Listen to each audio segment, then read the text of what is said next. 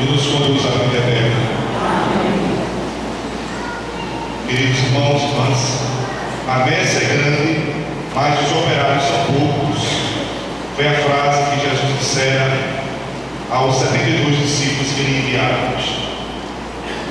Deus quis contar com o trabalho, com a força, com a inteligência, com a disponibilidade nossa. Por meio de Jesus, ele podia muito bem salvar o mundo sozinho, mas, humanamente falando, o trabalho é imenso, e Jesus quis contar com a boa vontade dos seus discípulos. Hoje ele recrutou 72 e os enviou 2 a 2. Primeira pergunta: por que será que ele enviou 2 a 2? Quando nós estamos sozinhos, nós nos sentimos carentes, inseguros, com medo, e a missão não é fácil. Jesus mesmo falara: eu vos envio como cordeiros de lobos. Então, se a gente caminha com outra pessoa, se evangeliza com o outro, fica mais fácil, porque com o outro a gente pode partilhar as dores e as alegrias, as luzes e as sombras, as dificuldades e as graças da missão. Então fica mais fácil a partilha com o outro. Por isso que ele enviou 2 a 2. E depois Jesus dá as recomendações aos discípulos, dizendo o seguinte: não vos preocupeis com muitas coisas, não leveis sacola nem dinheiro, apenas um cajado. O operário é digno do seu salário. Jesus quer que o evangelizador tenha disponibilidade no coração e não se preocupe com aquilo que é passageiro, transitório, secundário. Por que Jesus falou para não saudar ninguém pelo caminho? Porque o evangelizador tem que ser uma pessoa antissocial? Ou ele deve se achar melhor do que os outros? Ele está acima do bem e do mal? Não. Porque se a gente vai em missão, de casa em casa, de porta em porta, ou se a gente tem uma meta a atingir, se a gente for parando com todas as pessoas que a gente conhece, aí, entre aspas, nós vamos perder tempo, porque é urgente a missão. É urgente a missão. Então, não salve ninguém pelo caminho, significa dizer: vão para onde eu vos enviei, não percam tempo. Urge um trabalho fecundo. Depois, qual o conteúdo da missão? O que o evangelizador deveria dizer àqueles onde eles iriam atingir os seus interlocutores? A paz. A paz é o conteúdo da missão que Jesus ordenara hoje. Quando entrares nas casas, ele instruindo os seus discípulos, ele disse: dizei, a paz esteja convosco. Se não tiver ninguém para aceitar, a paz vai voltar.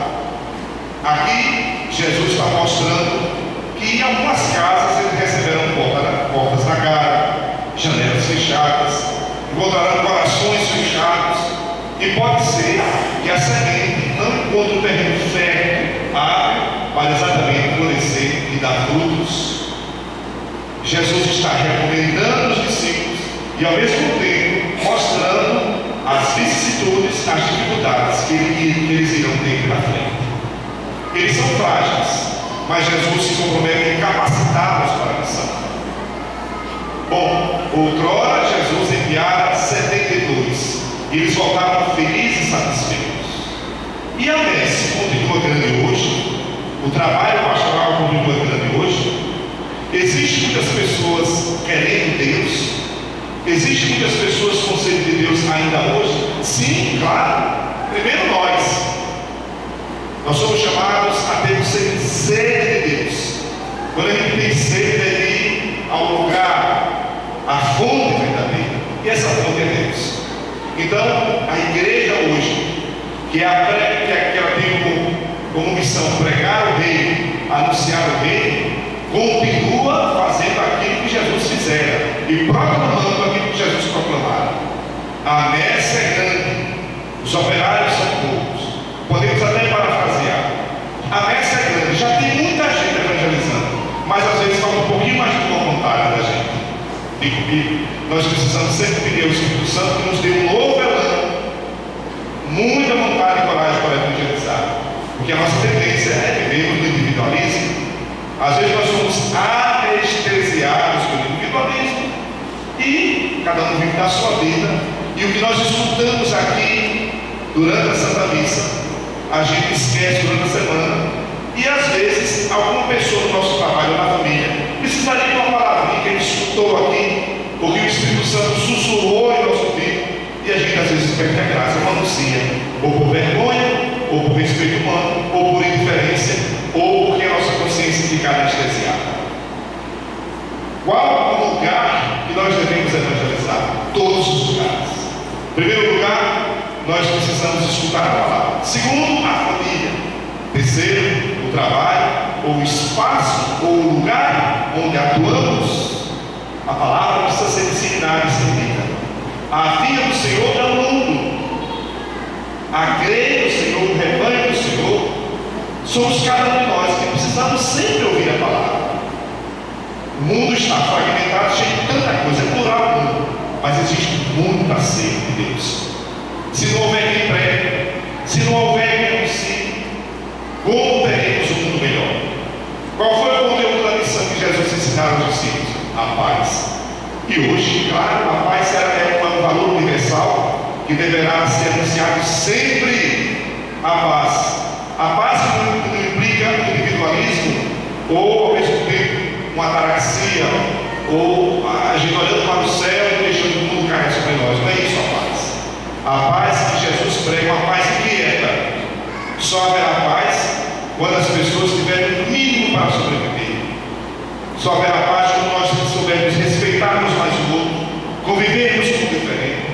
E a paz começa no coração e começa em casa. Como é que estão as nossas relações dentro de casa? Marido, com a esposa, com os filhos, com os amigos, com os amigos. No nosso trabalho, como é que está a paz? Não é? Somos promotores da paz?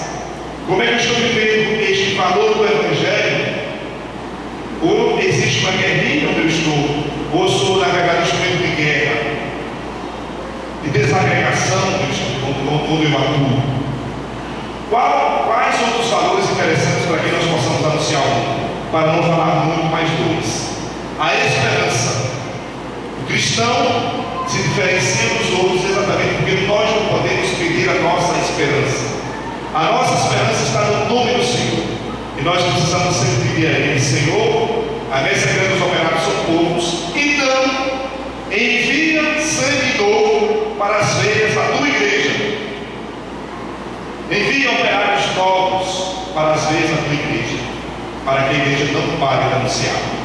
E o outro valor, o último que eu diria, em meio a tantos, a solidariedade. É um valor que precisa ser globalizado. Nós precisamos praticar e também ensinar, ajudar a começar dentro de casa. Ser solidário significa fazer gestos sólidos para com o próximo. Ontem eu estava conversando com a pastoral, dando formação, e o Papa Francisco, um dos seus livros, dizia assim: olhe, ser solidário significa abrir o coração, um pedacinho, reservar no coração um espaço para o próximo. Isso é ser solidário.